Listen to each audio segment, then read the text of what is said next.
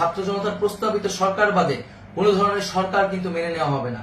প্রিয় মুক্তিকামী ছাত্র জনতা, আমরা দেখতে পাচ্ছি যে আমাদের এই অভ্যুত্থান এবং বিপ্লবের পরেই দেশে অরাজকতা, নাশকতা করছে ফ্যাসিস্ট এবং তাদের দোসররা। আমরা দেখতে পাচ্ছি যে বিভিন্ন জায়গায় এখন গোলাগুলি চলছে, মন্দিরে হামলা হচ্ছে এবং নাশকতা ও লুটপাট করছে। আমরা মনে করি আমাদের যে ছাত্র নাগরিকদের অভ্যুত্থান তাকে নস্যাৎ করার জন্যই পরিকল্পিতভাবে এই ধরনের ঘটনা ঘটানো হচ্ছে।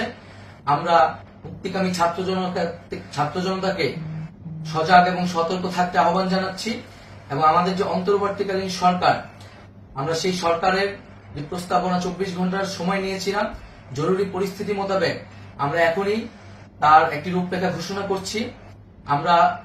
আমরা সিদ্ধান্ত নিয়েছি যে সর্বজন গ্রহণযোগ্য আন্তর্জাতিক খ্যাতিসম্পন্ন নোবেল পুরস্কার বিজয়ী ডক্টর মোহাম্মদ ইউনূসকে প্রধান উপদেষ্টা করে অন্তর্বর্তীকালীন সরকার গঠন করা হবে এবং ডক্টর মোহাম্মদ ইউনূসের সাথেও আমাদের কথা হয়েছে।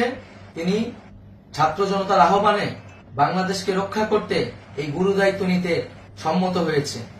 আমরা সকালের মধ্যেই আমরা এই সরকার গঠনের প্রক্রিয়া দেখতে চাই।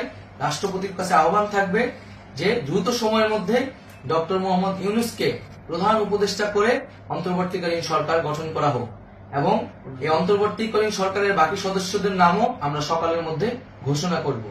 প্রিয় বন্ধুগণ, দেশে যে অরাজকতা চলছে, মানুষের জীবনের নিরাপত্তাহীনতা চলছে, সেজন্য আমরা রাষ্ট্রপতির কাছে আহ্বান জানাচ্ছি দেশে আইন শৃঙ্খলা পরিবেশ ফিরিয়ে আনার জন্য দ্রুত সময়ের মধ্যে কার্যকর ব্যবস্থা নিতে হবে এবং আইন শৃঙ্খলা বাহিনীকে সহযোগিতা করার জন্য মুক্তিকামী ছাত্র জনতাও রাজপথে থাকবে এবং অন্তর্বর্তীকালীন সরকার গঠন না হওয়া পর্যন্ত মুক্তিকামী ছাত্র জনতাকে রাজপথে থেকে তাদের যে অভ্যুত্থান, সেই অভ্যুত্থানকে রক্ষা করতে হবে।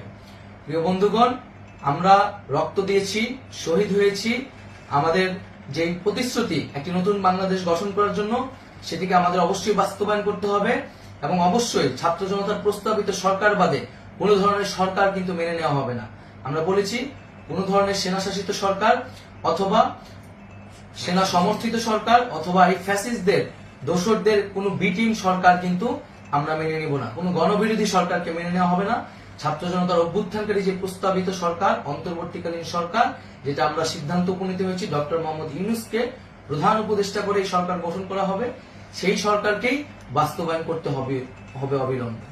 আগামীকাল সকাল থেকে সকলকে আহ্বান জানাচ্ছি রাজপথে থাকার জন্য এবং আমাদের যে সাম্প্রদায়িক সম্প্রীতি এবং রাষ্ট্রীয় সম্পদ রক্ষা কমিটির ঘোষণা হয়েছে বৈষম্যবিরোধী ছাত্র আন্দোলনের নেতৃত্বে, সকল পাড়ায় পাড়ায় এলাকায় এলাকায় সেই কমিটি পাহারায় থাকবে। আমাদের সংখ্যালঘু কমিউনিটিকে আমাদের রক্ষা করতে হবে, রাষ্ট্রীয় সম্পদ এবং এই দেশকে রক্ষা করতে হবে আমাদের।